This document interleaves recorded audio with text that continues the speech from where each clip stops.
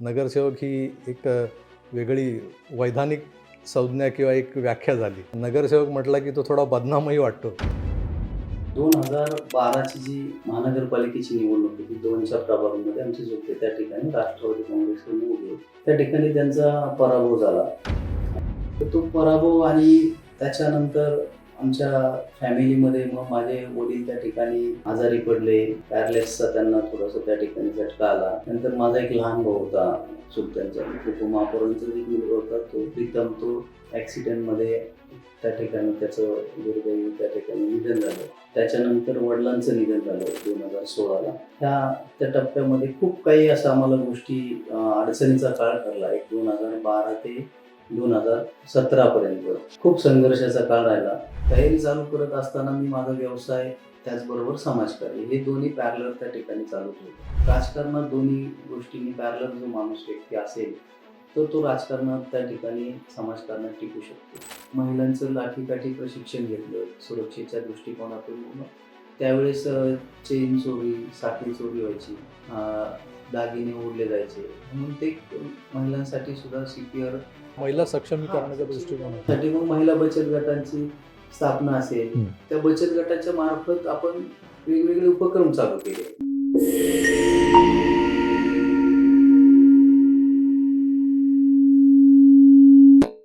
मित्रांनो नमस्कार.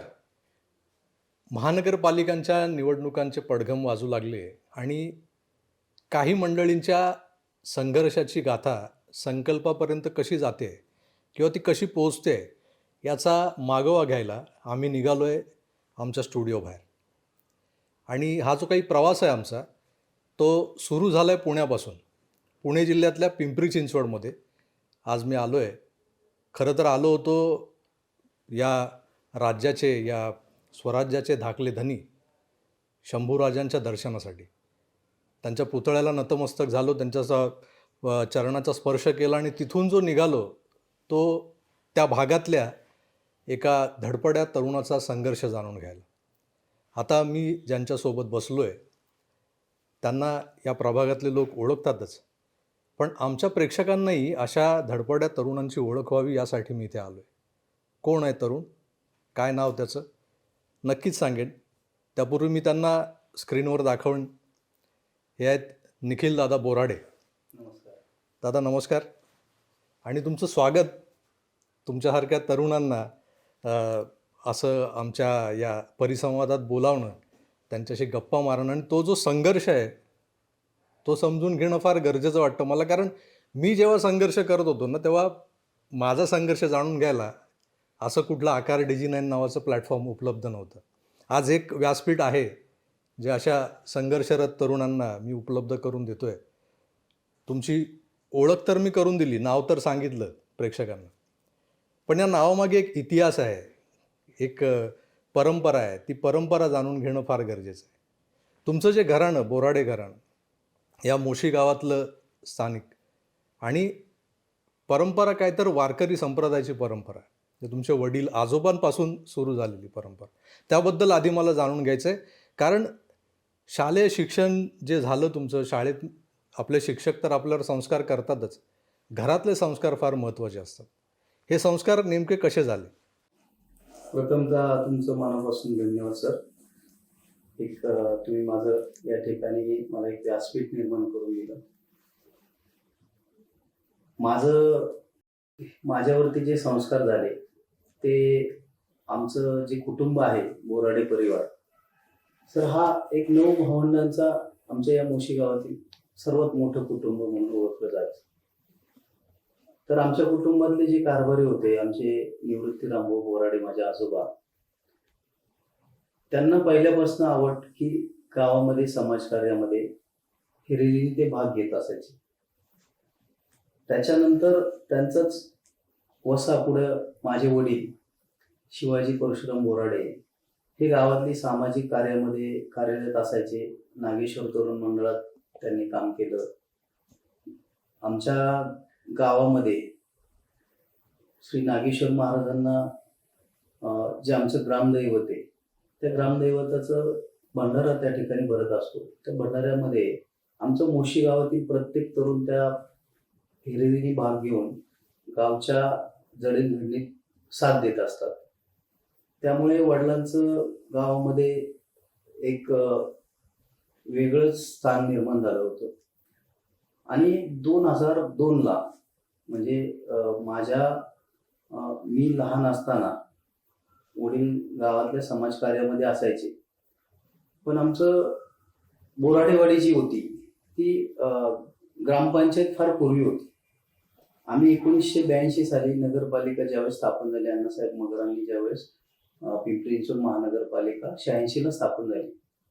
82 पासून तर 82ला आम्ही महानगरपालिकेमध्ये आमची बोराडेवाडी त्या ठिकाणी जोडण्यात आली.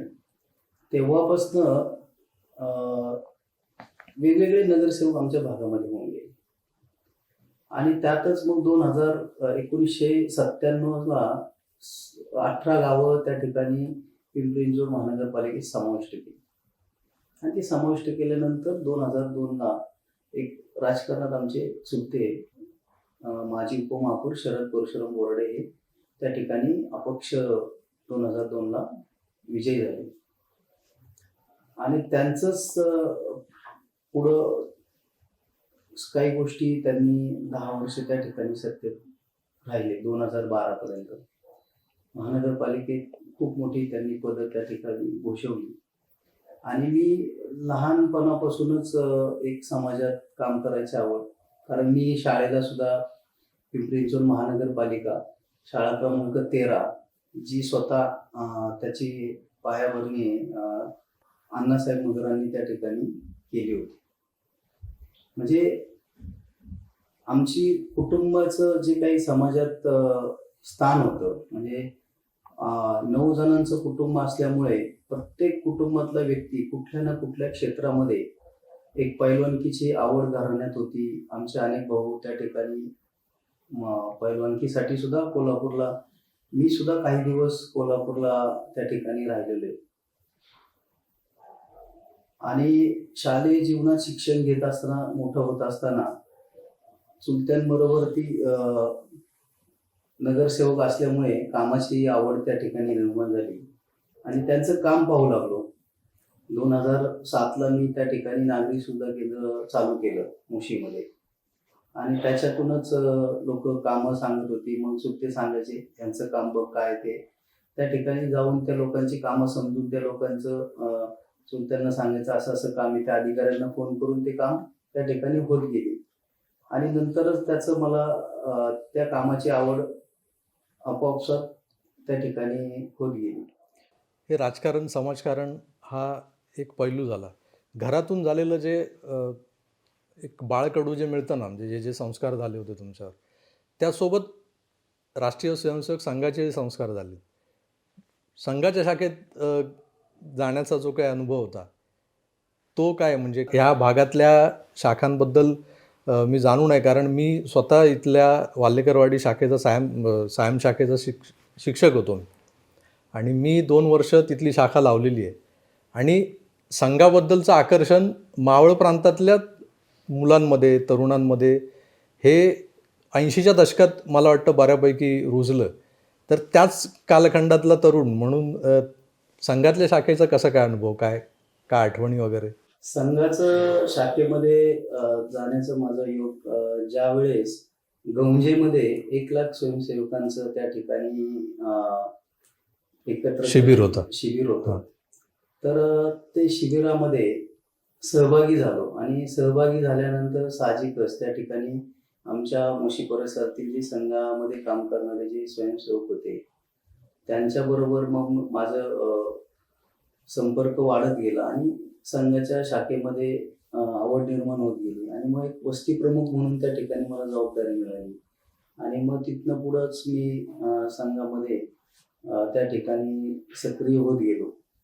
आणि संघाचं कामाच्या बाबतीत तर 1-2-3 गोष्टी म्हणजे नियोजनाचं पद्धत आणि दुसरी गोष्ट म्हणजे वेळेची मर्यादा. ह्या 2 गोष्टी शिकायला त्या ठिकाणी मला मिळाल्या. नियोजन, कार्यवहन आणि शिस्त या 3 गोष्टी संघ त्याच्या पुढच्या पिढीच्या अंगी बांधवतो. आणि नंतर ह्याच पिढीतले काही शिलेदार हे आज राज्याचंच काय तर देशाचं नेतृत्व करत आहेत. आणि त्याच संघाच्या मुशीत तयार झालेला एक तरुण माझ्यासमोर बसला आहे. तुम्ही ज्या कालखंडात हे सगळं काम सुरू केलं, म्हणजे तुमच्या घरच्यांचे, ज्येष्ठांचे तुमच्यावर संस्कार राजकीय आणि सामाजिक क्षेत्रातले झालेलेच आहेत. त्यांचं राजकारण बघून, त्यांचं कामकाज बघून तुम्ही पुढे स्वतःचं काहीतरी समाजाचं आपण ऋण फेडणं आहे किंवा आपल्याला काही देणं लागतं म्हणून तुम्ही उतरलात आणि हे सगळं करायला लागलात. पण असे काही टप्पे येतात आयुष्यात आपल्या, की जिथं खऱ्या अर्थानं कस लागतो. म्हणजे आपण लोकसेवक किंवा जनसेवक बनायला निघतो. मी नगरसेवक मुद्दाम म्हणत नाही. नगरसेवक ही एक वेगळी वैधानिक संज्ञा किंवा एक व्याख्या झाली. नगरसेवक म्हटला की तो थोडा बदनामही वाटतो. त्यामुळे लोकसेवक किंवा जनसेवक खरं काम तेच आहे लोकप्रतिनिधीचं. तर हे बनत असताना आपल्याला कुठे ना कुठेतरी आपल्या मनात काही संकल्पना असतात, काही आपण मुळातच आपल्या कार्यक्रमाची जी काही थीम आहे ती संघर्ष ते संकल्प अशीच आहे. काही संकल्प असे कुठेतरी बॅक ऑफ द माइंड होते का, की हे मला करायचं आहे? सुरुवातीच्या काळात काय झालं, 2012ची जी महानगरपालिकेची निवडणूक होती, 2च्या प्रभागामध्ये आमचे जोडते त्या ठिकाणी राष्ट्रवादी काँग्रेसकडून उभे होते. त्या ठिकाणी त्यांचा पराभव झाला आणि ते इलेक्शन मी स्वतः त्या ठिकाणी एक बूथ प्रमुखापासून तर शेवटच्या टप्प्यापर्यंत मी त्यांचं पाहिलं होतं आणि मी स्वतः हँडल केलं होतं. तर तो पराभव आणि त्याच्यानंतर आमच्या फॅमिलीमध्ये मग माझे वडील त्या ठिकाणी आजारी पडले, पॅरालिसिसचा त्यांना थोडंसं त्या ठिकाणी झटका आला. नंतर माझा एक लहान भाऊ होता चुलत्यांचा, उपमहापौरांचा एक मुलगा होता, तो प्रीतम, तो ॲक्सिडेंटमध्ये त्या ठिकाणी त्याचं दुर्दैवी त्या ठिकाणी निधन झालं. त्याच्यानंतर वडिलांचं निधन झालं 2016ला. त्या टप्प्यामध्ये खूप काही असं आम्हाला गोष्टी अडचणीचा काळ ठरला. एक 2012 ते 2017 पर्यंत खूप संघर्षाचा काळ राहिला. आर्थिक सुद्धा काही अडचणी आल्या. काही म्हणजे राजकारणातनं थोडंसं थांबावं लागलं. घरातली परिस्थिती, राजकारण हे सगळं, कारण 10 वर्ष पदावर असणं आणि एकदम बॅकला जाणं 2017ला व 2014 नंतर भारतीय जनता पार्टीमध्ये त्या ठिकाणी आमच्या चुलत्यांनी प्रवेश केला. 2017लाच आम्ही त्या ठिकाणी भारतीय जनता पार्टीचं तिकिटासाठी हे करत होतो, मागणी करत होतो. आणि कारण 2012ला पराभव झालता, थोडंसं आम्हाला घरात ह्या 2-3 घटना, आमच्या अजून एक भाऊ होते मोठे आणि एक आमची वहिनी होत्या, त्यांचाही दुर्दैवी त्या ॲक्सिडेंटली एक मृत्यू झाला. आमचा मोठा बंधू होता. अशा अनेक त्या काळामध्ये संकट आमच्यावरती आली. एक 2017ला आम्हाला तिकीट त्या ठिकाणी मिळालं नाही, कारण त्यावेळेस थोडीशी काही राजकीय समीकरणं वेगळी होती. शांत डोक्याने म्हणून चुलत्यांनी थांबायचं ठरवलं राजकारण, मला पुढे नाही जायचं म्हणून. त्यानंतर माझे काही सहकारी, आम्ही सगळेजण बसलो, तो आपल्याला राजकारणामध्ये सक्रिय राहायला पाहिजे, कारण राजकारणातूनच समाजकार्याचं काम त्या ठिकाणी करता येतं. मग बालाजीला आम्ही त्या ठिकाणी ट्रिपला गेलो आणि त्या ट्रिपमध्ये आमचं त्या ठिकाणी आम्ही नियोजन केलं. 17ची इलेक्शन होऊन गेली होती महानगरपालिकेची. त्यावेळेस भारतीय जनता पार्टीची एक हाती सत्ता त्या ठिकाणी आली होती. मग आम्ही 18 पासून माझी स्वतःची मी त्या ठिकाणी तयारी चालू केली. तयारी चालू करत असताना मी माझा व्यवसाय आणि त्याचबरोबर समाजकार्य हे दोन्ही पॅरलर त्या ठिकाणी चालू ठेवले. कारण राजकारणामध्ये तुम्ही व्यवसायात पण स्टेबल असले पाहिजे आणि समाजकार्यात पण तुम्ही त्या ठिकाणी काम करता आलं पाहिजे. हा मुद्दा फार महत्त्वाचा आहे. काय होतं की महाराष्ट्रातल्याच काही तर देशभरातल्या तरुणांना काय वाटतं की राजकारण हा फुल टाईम बिझनेस आहे. म्हणजे काही लोक पोटापाण्याचा व्यवसाय म्हणून राजकारणाकडे बघतात आणि राजकारणात उतरायला जातात, आणि त्यावेळेला त्यांची जी इन्व्हेस्टमेंट असते ना, जे फ्लेक्स आणि इतर सगळ्या गोष्टींचा जो खर्च, त्यात बऱ्याच लोकांना मी रस्त्यावर आलेलं पाहिलेलं आहे, म्हणजे उद्ध्वस्त झालेलं पाहिलेलं आहे, की प्रत्यक्षात काही होत नाही. पण एक सल्ला दिला जातो. आपल्या भारतीय जनता पक्षाचे एक ज्येष्ठ नेते आहेत, मी नाव घेत नाही, तेही अनाहूतपणे सल्ला देऊन जातात की जर तुम्हाला राजकारणात यायचं आहे तर आधी तुमच्या कुटुंबाची सोय लावा. तुमचा पोटापाण्याचा, तुमचं ब्रेड अँड बटर काय आहे ते आधी ओळखा आणि मग समाजकार्यात या. तर हा जो काही मूळ मुद्दा जो आहे ना, की राजकारण हे काय तुमचं ब्रेड बटर नाही. हे तुमचे स्वतःचे व्यवसाय आहेत आणि त्याच्याच पाठबळावर तुम्ही आता राजकारणात जी काही इनिशियल इन्व्हेस्टमेंट ज्याला म्हणतो ना आपण, आता सगळ्या गोष्टी या कॅल्क्युलेटिव्ह झालेल्या आहेत. त्यामुळे ह्या सगळ्या टर्म्स येतात. इन्व्हेस्टमेंट आणि काय तुम्हाला किती फायदा तोटा जे आहे, तो राजकीय फायदा तोटा नंतर, पण आधी ज्या गोष्टींचा आपल्याला मागोवा घ्यायचा आहे ते आपल्यासमोर पिक्चर क्लिअर असणं फार गरजेचं असतं. ते तुमच्या बाबतीत क्लिअर दिसतंय. त्यामुळं तुमचा जो काही मी जो विचारलेला प्रश्न होता आणि त्यावर तुमचं जे उत्तर होतं ते तुम्ही पुढे आता कंटिन्यू केलं तरी चालेल. कारण त्यातून मला ॲक्च्युली जाणून घ्यायचं आहे की तुम्ही ह्या सगळ्या प्रवासात केलेली जी काही कामं आहेत ना, म्हणजे ज्या 18 नंतर तुम्ही उतरलात प्रत्यक्षात, घरात जी काही दुःखद प्रसंग घडले, माणूस बॅकलॉगला जातो, बॅकफूटवर जातो. पण ही उडी मारण्यापूर्वी वाघ कसा 2 पावलं मागे येतो झेप घेण्यापूर्वी, तसंच ठरलं असं म्हणावं लागेल. कारण त्यानंतरचा तुमचा जो काही झंझावात आहे तो मुशीतल्या लोकांकडून ऐकायला मिळतोच आम्हाला. तर त्याबद्दल ऐकायचं आहे. नाही, त्याबद्दल कारण तो अनुभव मला होता. 2012ला जो आमचा पराभव झाला, 2011 ते 2017 मध्ये की जे बॅकफूटला आम्ही गेलो होतो, आर्थिक परिस्थितीमध्ये पण आणि घरातल्या दुःखद घटनांमध्ये पण. तो एक अनुभव मला त्या वेळेस कामी आला 2017 नंतर, की अरे राजकारणात दोन्ही गोष्टींनी पॅरलल जो माणूस व्यक्ती असेल तर तो राजकारणात त्या ठिकाणी समाजकारणात टिकू शकतो. अन्यथा त्याची परिस्थिती खूप अवघड आहे.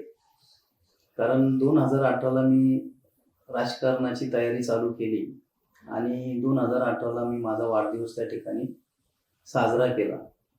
मग एक सहज सगळ्या गणेश मंडळांनी त्या ठिकाणी बोलवलं. माझे केक कापण्यात आले. मी त्यांना जाऊन भेटलो. मग एक लोकांना की बाबा हा एक तरुण राजकारणात त्याने सुरुवात केली त्याच्या स्वतःच्या राजकीय कारकिर्दीची. आणि माझा वाढदिवस झाल्यानंतर दुसऱ्या दिवशी मी म्हणजे वाढदिवस केला आणि दुसऱ्या दिवशी मला त्यावेळेस महेश दादा भेटायला आले होते घरी. मी 2014ला दादांबरोबर नव्हतो आणि दादा 2014 ते 2019 ज्यावेळेस आमदार होते अपक्ष, मला वाटलं नव्हतं की दादा मला भेटतील किंवा असं, नाही का.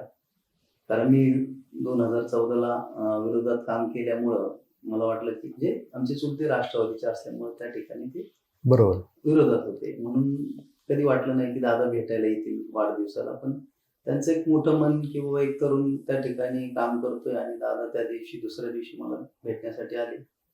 आणि मग त्याच्यातूनही मला थोडीशी ऊर्जा मिळाली. आपण सरळ मार्गी जर काम केलं, आपलं काम आपल्या कामावर आपण फोकस केला तर आपल्याला कुठं ना कुठं मार्ग मिळत जाईल. त्या दृष्टिकोनातून मग मी समाजकार्यामध्ये सक्रिय झालो. मग माझे सगळे मित्रपरिवार आम्ही एकत्र झालो. सगळ्या मित्रपरिवाराने ठरवलं की आपल्याला प्रत्येक गोष्टीमध्ये काय काय केलं पाहिजे. आणि मी शाखेत सक्रिय असल्यामुळे, संघाच्या लोकांच्या संपर्कात असल्यामुळे मला नियोजनाचं जे काही गोष्टी होत्या की कुटुंब कसे जोडले गेले पाहिजे. शेवटी राजकारणात काय बॅनर लावणं, कार्यक्रम घेणे, ते ठराविक लोक येतात, गर्दी करतात, जातात. पण तुम्ही ज्यावेळेस राजकारणात संपर्क वाढवायचा कसा, कारण मला या ठिकाणी 4 नगरसेवक या ठिकाणी भारतीय जनता पार्टीचे होते आणि माझी स्वतःची इच्छा होती की भारतीय जनता पार्टीतच आपल्याला आपल्या राजकीय करिअर सुरुवात त्या ठिकाणी करायची. त्या दिशेने पावलं मी टाकत होतो आणि दादांची भेट झाली. त्याच्यानंतर 2-3 महिन्यांनी दादांचा वाढदिवस होता. मी दादांना भेटायला गेलो. मग थोडंसं त्या ठिकाणी आमचं कुठंतरी एकमेकांची मनं जुळली गेली आणि मग दादांची माझी एक ठिकाणी असं सहज भेट झाली, चर्चा झाली. दादा म्हटले तू काम करत राहा, तुझा मी भविष्यात नक्की विचार करेन. आणि मग तिथनं पुढं मी थोडंसं कामाला सुरुवात केली. मग सुरुवातीच्या काळामध्ये मी कुटुंब लोकांपर्यंत पोचायचं कसं, एक लाठीकाठीचं आपण त्या ठिकाणी प्रशिक्षण घेतलं. त्याच्यानंतर पहिल्यांदा मी सुरुवातीला माझं संपर्क कार्यालय त्या ठिकाणी चालू केलं आणि संपर्क कार्यालयामध्ये मी त्या ठिकाणी आधार कार्ड असेल, पॅन कार्ड असेल, रेशनिंग कार्ड असेल, वेगवेगळे उत्पन्नाचे दाखले असतील, आयुष्यमान भारत कार्ड असेल, शासकीय योजना असतील, या ज्या काही गोष्टी होत्या लोकांपर्यंत पोहोचण्याच्या, सर्वसामान्य लोकांना दैनंदिन जीवनामध्ये लागणाऱ्या गोष्टी असतात त्या लोकांना सहज कुठं उपलब्ध होत नव्हत्या. मोशीमध्ये असायच्या पण त्या ठिकाणी गर्दी असायची, पैसे जास्त घेतले जायचे किंवा लोकांना लवकरात लवकर त्या उपलब्ध होत नव्हत्या. मग ते कारण मी 2007ला नागरिक सुविधा केंद्र चालवलेला एक व्यक्ती होतो. 2007-8ला मी स्वतः नागरिक सुविधा केंद्र चालवले, त्याच्यामुळे मला माहिती होतं. म्हणून मी ते पहिल्यांदा सुरुवात तिथनं केली.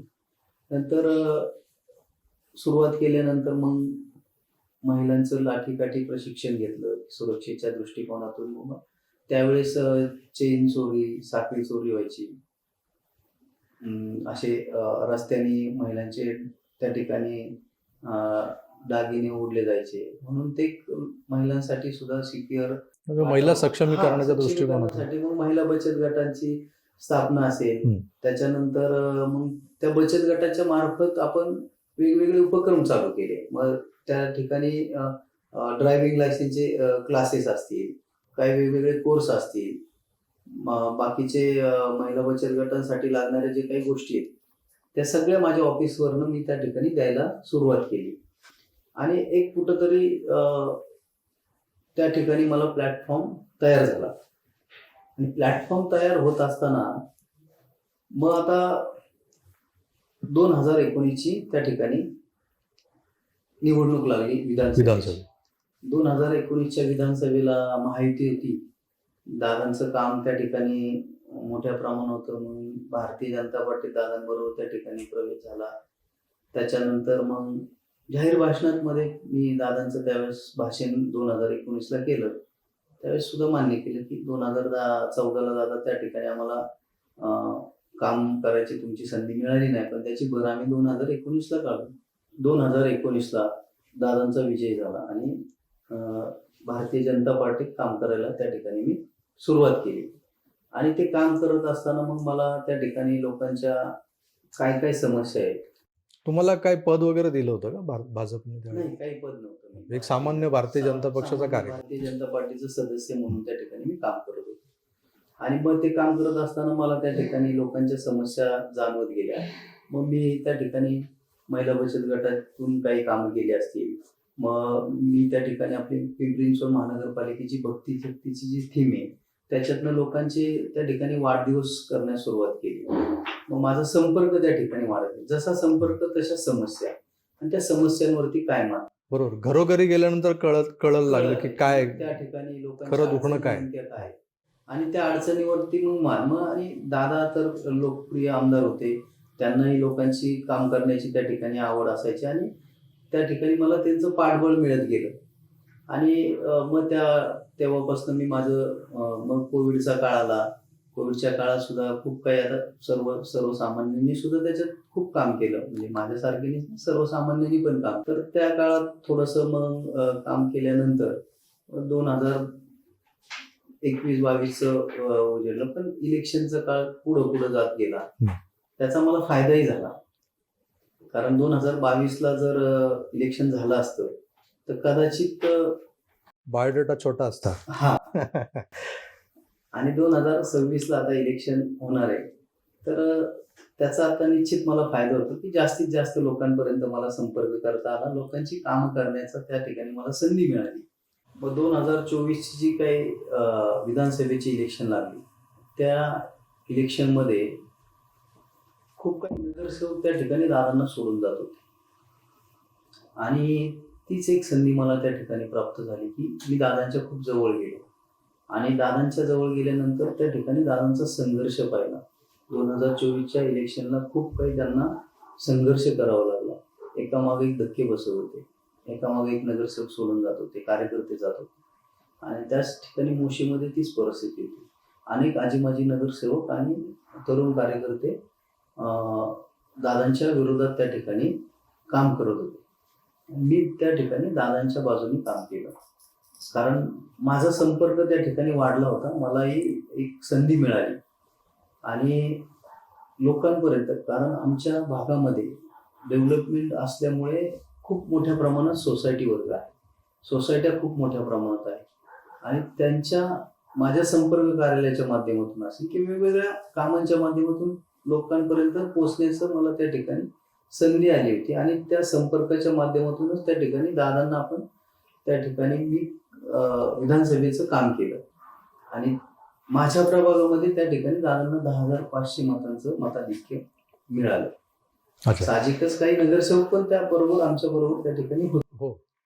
आता तुमच्या बोलण्यातून आलं की तुमचा हा जो प्रभाग आहे तो आता विकसित होतोय आणि तिथे नव्याने काही टॉवर्स उभे राहत आहेत, इमारती उभे राहत आहेत आणि हा जो पूर्वी मोशी जे गाव होतं ना, ते गाव न राहता आता त्याला एका छोट्या मिनी मेट्रोपॉलिटन सिटीचं स्वरूप आलेलं आहे. इथे सगळ्या बिल्डिंग्स नव्याने तयार झाल्या आहेत. त्यामुळे सोसायटीज, आता तुम्ही सोसायट्यांचा उल्लेख केला, त्या सोसायटीज तयार झाल्या.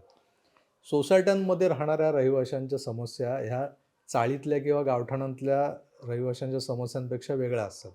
मग त्या समस्या आयडेंटिफाय करून त्याच्यावर काम करणं असो किंवा तुमच्याकडे आता या सगळ्या प्रभागात दोन्ही पद्धतीचे मतदार आहेत, गावठाणही आहे, काही ठिकाणी विकास होतोय, काही विकसित झालेला भाग आहे.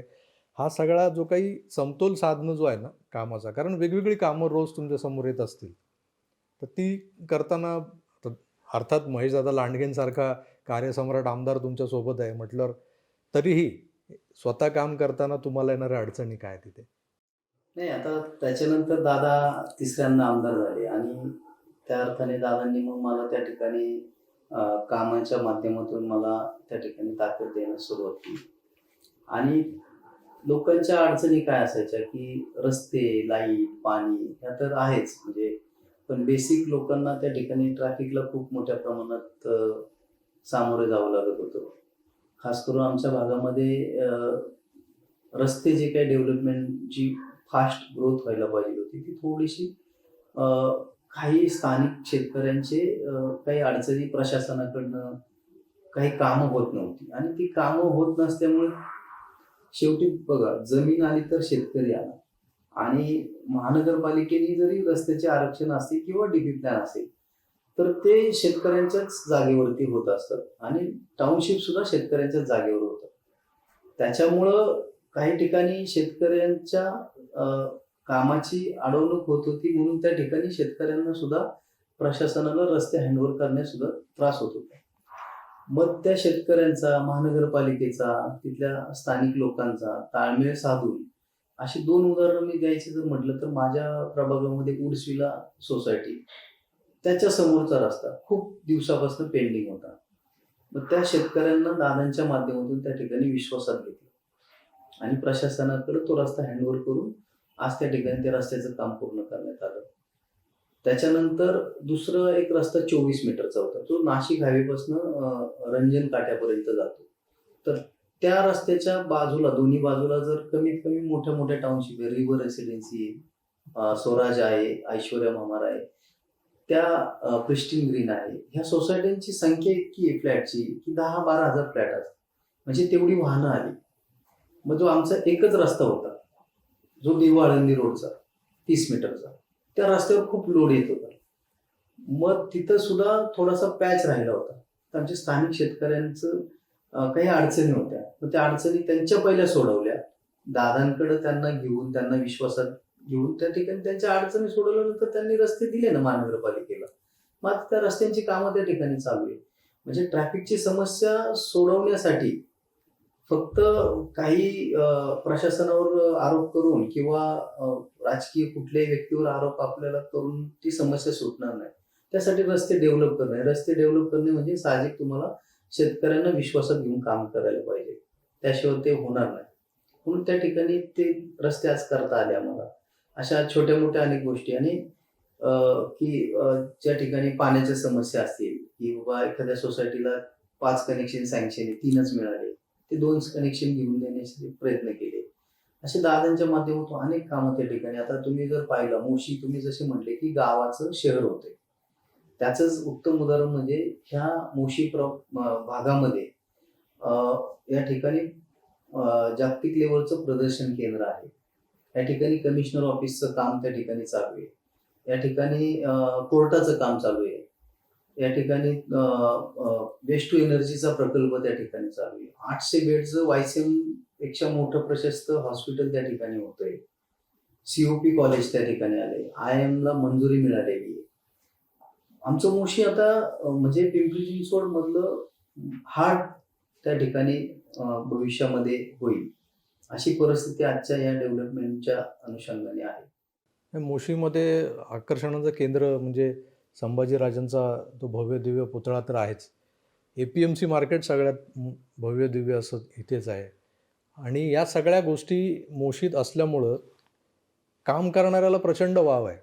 आणि त्यामुळे तुमच्यासारखे तरुण लोकसेवक जर निर्माण झाले आणि त्यांना जर महेशदादा लांडगेंसारख्या लोकप्रतिनिधीचा, आमदाराचा वरदहस्त लाभला, मदत लाभली, तर नक्कीच मोशीचा जो कायापालट आजवरचा आपण पाहतोय त्याच्यापेक्षा अधिक सुंदर, समृद्ध आणि सुदृढ असं मोशी पाहायला मिळेल पुढच्या 4-5 वर्षात, अशी आशा अपेक्षा एक सामान्य नागरिक म्हणून करायला हरकत नाही.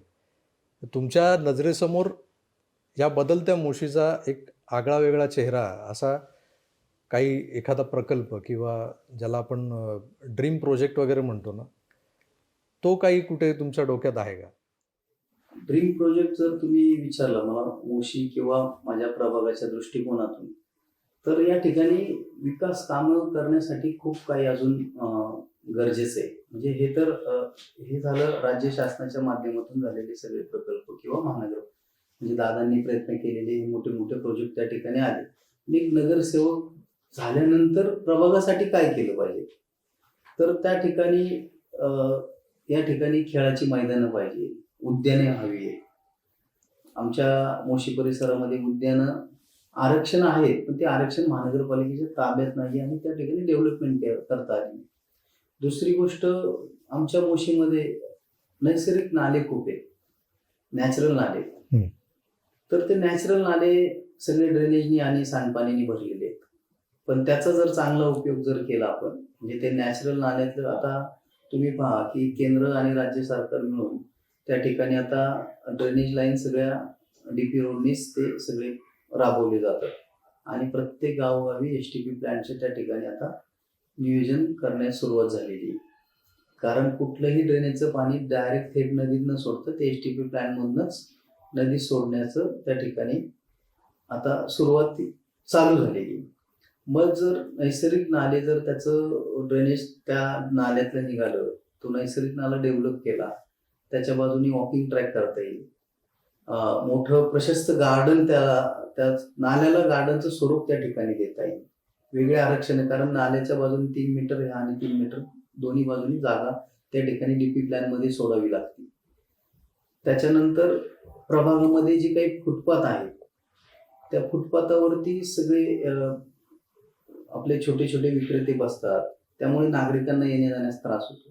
तर त्याच्यावर पर्याय काय, तर त्या विक्रेत्यांना कुठंतरी होकर झोन सारखे असे झोन करून देणे आणि मग तो जो काही फुटपाथचा रस्ता आहे तो लोकांच्या येण्या जाण्यासाठी तो खुला झाला पाहिजे.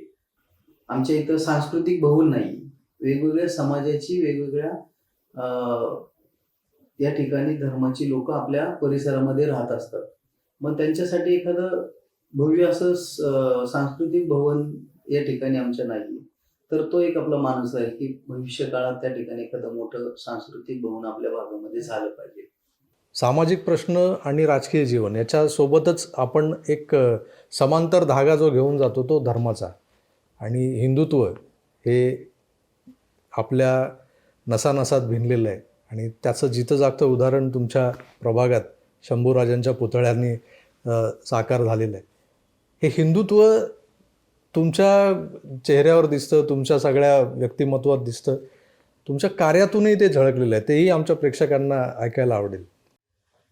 आता त्या बाबतीत जर सांगायचं झालं, या ठिकाणी धर्मवीर छत्रपती संभाजी महाराजांचं जे स्मारक त्या ठिकाणी होतंय, ते स्मारक होण्यासाठी त्या आंतरराष्ट्रीय प्रदर्शन केंद्रातून जागा दादांनी त्या ठिकाणी मंजूर करून घेतली राज्य शासनाकडून, आणि ते स्मारक त्या ठिकाणी उभं होते. दुसरी गोष्ट, छत्रपती शिवाजी महाराजांची जन्मभूमी पुणे जिल्हाच आहे. आणि जगद्गुरू संत तुकाराम महाराज असतील, जगद्गुरू ज्ञानांचे राजे संत ज्ञानेश्वर महाराज असतील, धर्मवीर छत्रपती संभाजी महाराजांची समाधी असेल, ही आपल्या इंद्रायणी माईच्या तीरावरती आहे. म्हणजे आमदार महेशदादा हे हिंदुत्व फक्त नावापुरतं न ठेवता कृतीतून दाखवतात. म्हणजे एवढं मोठं धार्मिक आपल्या ह्या सगळ्या गोष्टी आहेत आणि त्याच्या बाजूने जी जाणारी इंद्रायणी माई, त्या इंद्रायणी माईच्या स्वच्छतेसाठी खूप मोठं त्या ठिकाणी त्यांनी प्रोजेक्ट आणलेला आहे आणि ती स्वच्छ करण्यासाठी गेले 10 वर्ष सायकलथॉन घेतात. त्यामुळे आत्ता जो पाठीमागं सार्वजनिक गणेशोत्सव झाला, त्या गणेशोत्सवामध्ये एकही मूर्ती विसर्जन नदीमध्ये झाली नाही. म्हणजे त्या ठिकाणी संत तुकाराम महाराज असतील, संत ज्ञानेश्वर महाराज असतील आणि आपले धर्मवीर छत्रपती संभाजी महाराज असतील, हा जो काही परिसर आहे तो स्वच्छ करण्याचा मानस त्यांनी, त्यालाच अनुषंगाने मग त्यांच्या वाढदिवसानिमित्त मला असं वाटलं की आपल्या आमदारासाठी आपण काहीतरी लोकांमध्ये धर्माचं, हिंदुत्वाचं विचार आचार लोकांपर्यंत पोहोचवले पाहिजे. म्हणून त्या ठिकाणी आम्ही जाणता राजा हा त्या ठिकाणी महानाट्याचा प्रयोग त्या ठिकाणी 2 दिवसाचा घेतला होता. 2 दिवसामध्ये कमीत कमी 30,000 लोक त्या ठिकाणी जाणता राजाच्या त्या ठिकाणी महानाट्याला येऊन गेले होते. असं खूप मोठं भव्य दिव्य त्या ठिकाणी महानाट्य त्या ठिकाणी आम्ही केलं आणि ते यशस्वीपणे पार पाडण्यासाठी मला माझे सगळे सहकार्य असतील आणि लोकांचाही प्रतिसाद त्या ठिकाणी चांगला मिळाला. त्यामुळे दादांच्या पाठीमागे सुद्धा आम्ही त्या ठिकाणी आता हिंदुत्वाची किनार आणि धर्मासाठी ती वाढतच गेली पाहिजे अशा दृष्टीनेच भविष्यामध्ये सुद्धा त्या ठिकाणी आम्ही पावलं टाकणार आहे. बरोबर आहे. या सगळ्या गोष्टींमध्ये मला जो एक कुठेतरी हळवा कोपरा जाणवतो तो म्हणजे एकंदरच म्हणजे दादांचं कार्य आणि त्यांच्याच छत्रछायेत तुम्ही जो काही आता हा वसा घेऊन पुढे निघालेला आहात, ही हिंदुत्वाची जी किनार आहे ना, त्याचं एक जिवंत उदाहरण म्हणजे शंभूराजांचा तो भव्यदिव्य पुतळा. या पुतळ्याची जी अस्मिता आहे या पुढच्या काळात म्हणजे तो आता पूर्णत्वास आल्यानंतर आपल्या मनात दडलेलं हिंदुत्व, जे काही मंडळी आहेत ती आपल्याला सांगतात की तुमचा धर्म तुमच्या घरापुरता मर्यादित ठेवा, पण जो खरा हिंदू आहे, जो कट्टर हिंदुत्ववादी आहे, त्याचं हिंदुत्व हे त्याच्या कपाळावर दिसतं, जे आज मला इथे तुमच्या कपाळावर दिसतंय. तर हे असं हिंदुत्व जपत असताना हा समाजकार्याचा वसा पुढे निघताना जो तरुण माझ्यासमोर बसला आहे त्याला शुभेच्छा देताना मी एवढंच म्हणेन की नगरसेवक ही संज्ञा जरी माझ्या दृष्टीने थोडीशी ग्रे शेडमधली असली तरी लोकसेवक आणि जनसेवक तुम्ही व्हावेत आणि मोशीचा कायापालट व्हावा या शुभेच्छा देतो. आणि याच नोटवर आपला हा जो काही छोटासा पण तो लांबलेला जो संवाद आहे तो इथे थांबवतो. मित्रो, अशाच काही धडपड्या तरुणांचा संघर्ष त्यांच्या संकल्पासह तुमच्यासमोर यापुढेही मी एका मालिकेच्याद्वारे घेऊन येणार आहे. आज या मालिकेचं पहिलं पुष्प पुण्यातून पिंपरी चिंचवडमधून गुंफलं आहे. कसं वाटलं ते जरूर कळवा. तुर्तास मी इथेच थांबतो. पुन्हा भेटूच, तोवर आपली काळजी घ्या आणि पाहत राहा आपलं आवडतं यूट्यूब चॅनल आकार DG9. धन्यवाद. नमस्कार.